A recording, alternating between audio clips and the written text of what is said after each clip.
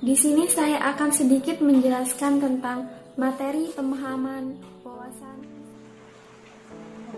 Yang pertama ada falsafah Pancasila.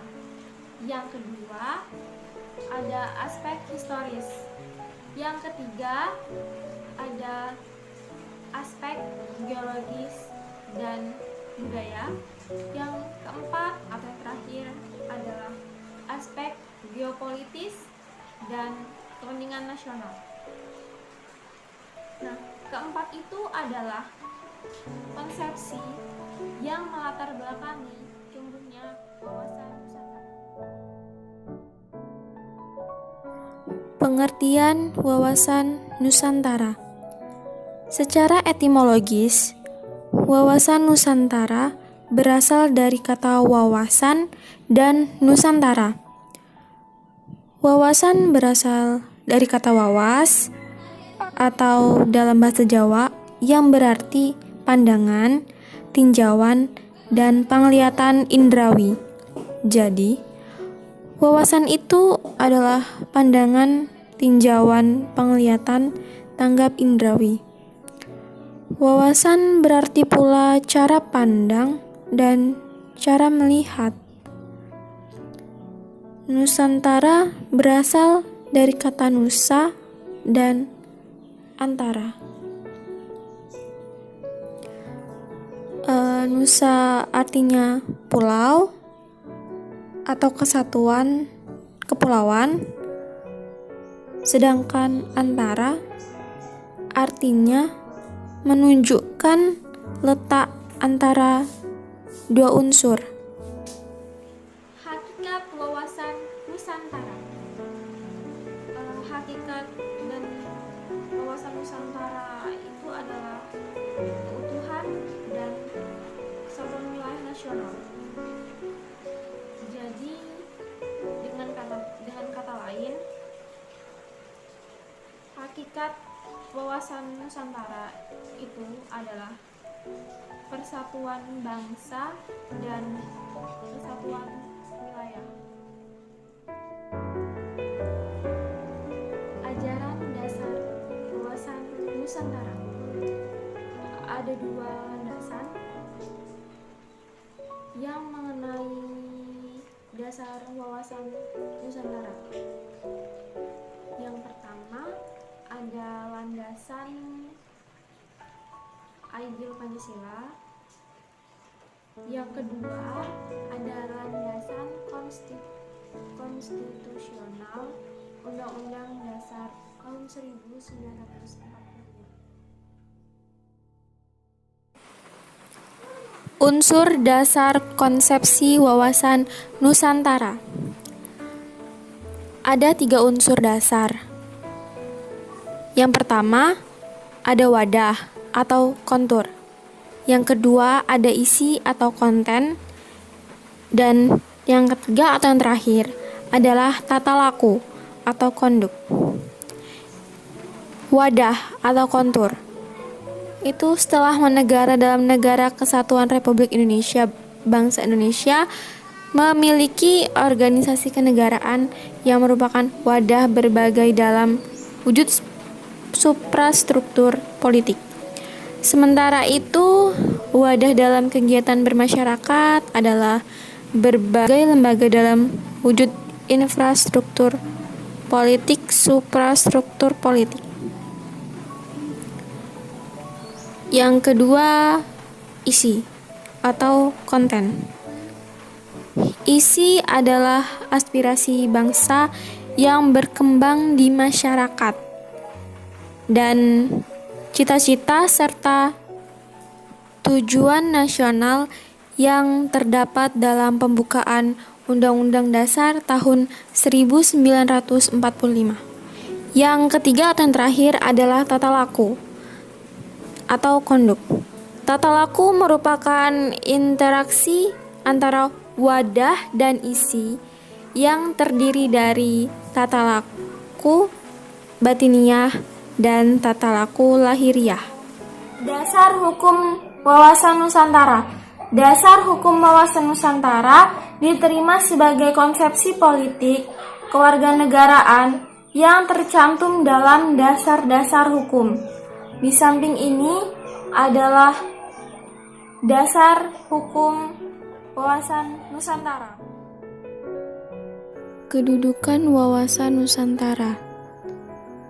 Yang pertama ada Pancasila sebagai falsafah ideologi bangsa dan dasar negara berkedudukan sebagai landasan ideal. Yang kedua, Undang-Undang Dasar tahun 1945 adalah landasan konstitusi negara yang berkedudukan sebagai landasan konstitusional. Yang ketiga, sebagai visi nasional yang berkedudukan sebagai landasan visional. Yang keempat, ketahanan nasional sebagai konsepsi nasional yang berkedudukan sebagai landasan konsepsional. Yang kelima, GBHN atau garis-garis besar haluan negara sebagai politik dan strategi nasional atau sebagai kebijakan dasar nasional yang berkedudukan sebagai landasan operasional. Fungsi wawasan Nusantara. Wawasan Nusantara memiliki fungsi yaitu sebagai pedoman, motivasi, dorongan, serta rambu-rambu dalam menentukan segala kebijaksanaan, keputusan, tindakan, dan perbuatan. Tujuan wawasan Nusantara. Wawasan Nusantara memiliki tujuan yaitu mewujudkan nasionalisme yang tinggi di segala aspek kehidupan rakyat Indonesia yang lebih mengutamakan kepentingan nasional daripada kepentingan individu, kelompok, golongan, suku bangsa, ataupun daerah. Asas wawasan Nusantara. Wawasan Nusantara memiliki asas yaitu yang terdiri atas kepentingan yang bersama, tujuan yang sama, keadilan, kejujuran, solidaritas, kerjasama, dan kesetiaan terhadap ikrar atau kesepakatan bersama demi terpeliharanya persatuan dan kesatuan dalam kebinekaan. Peranan wawasan Nusantara. Wawasan Nusantara memiliki peranan yaitu yang pertama, mewujudkan serta memelihara persatuan dan kesatuan yang serasi dan selaras segenap aspek kehidupan nasional. Yang kedua, menumbuhkan rasa tanggung jawab atau pemanfaatan lingkungannya. Yang ketiga, menegakkan kekuasaan guna melindungi kepentingan nasional. Wajah wawasan Nusantara. Ada yang tahu apa itu wajah? Ya, benar sekali. Wajah adalah roman muka. Bukan hanya manusia yang punya wajah ataupun hewan, tetapi wawasan Nusantara juga memiliki wajah. Wawasan Nusantara memiliki 4 wajah. Yang pertama, wajah Wasantara sebagai wawasan nasional yang melandasi konsepsi ketahanan nasional. Yang kedua, wajah Wasantara sebagai wawasan pembangunan nasional. Yang ketiga, wajah Wasantara sebagai wawasan pertahanan dan keamanan. Yang keempat, wajah Wasantara sebagai wawasan kewilayahan. Sasaran implementasi dan perwujudan wawasan Nusantara. Implementasi atau penerapan wawasan Nusantara harus tercermin pada pola pikir, pola sikap, dan pola tindak yang senantiasa mendahulukan kepentingan bangsa dan negara kesatuan Republik Indonesia daripada kepentingan pribadi ataupun kelompok sendiri. Penerapan atau implementasi wawasan Nusantara dan otonomi daerah. Dalam implementasi wawasan Nusantara, perlunya memperhatikan beberapa hal. Yang pertama, kehidupan politik. Yang kedua, kehidupan ekonomi. Yang ketiga, kehidupan sosial. Yang keempat, kehidupan pertahanan dan keamanan. Manfaat wawasan Nusantara. Manfaat wawasan Nusantara adalah sebagai berikut.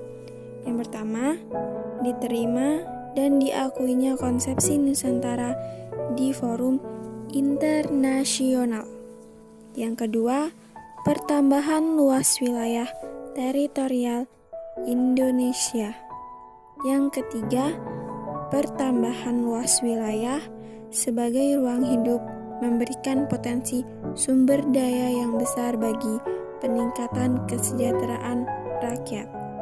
Yang keempat, penerapan wawasan Nusantara menghasilkan cara pandang tentang keutuhan wilayah Nusantara yang perlu dipertahankan oleh bangsa Indonesia. Yang terakhir atau yang kelima adalah wawasan Nusantara menjadi salah satu sarana integrasi nasional.